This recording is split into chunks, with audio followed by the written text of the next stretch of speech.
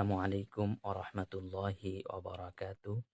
দেশ ও দেশান্তর থেকে যে যেখান থেকেই আমাদের ভিডিওটি দেখছেন, সকলকেই অসংখ্য অগণিত ধন্যবাদ জানাই ভিডিওটি দেখার জন্য, ভিডিওটি ওপেন করার জন্য।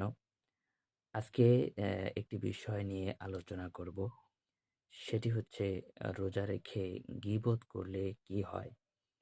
রোজা রেখে গীবত করলে রোজা কি ভেঙে যায় নাকি রোজা হয়ে যাবে? কি হবে সেই বিষয়ে কিন্তু আলোচনা করব আজকের ভিডিওতে।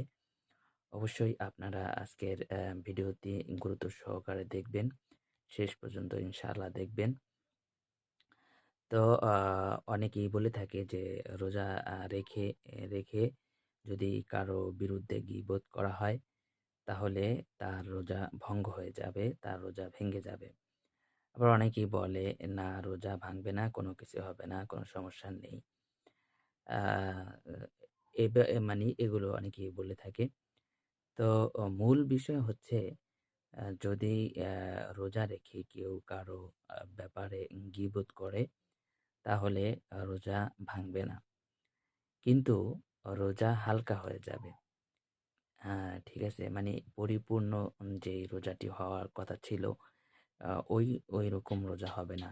অঙ্গ-প্রত্যঙ্গ নেই, এরকম অবস্থা হয়ে যাবে। মানে একটা মানুষ, ধরেন পরিপূর্ণ মানুষ কিন্তু তার একটা হাত নেই।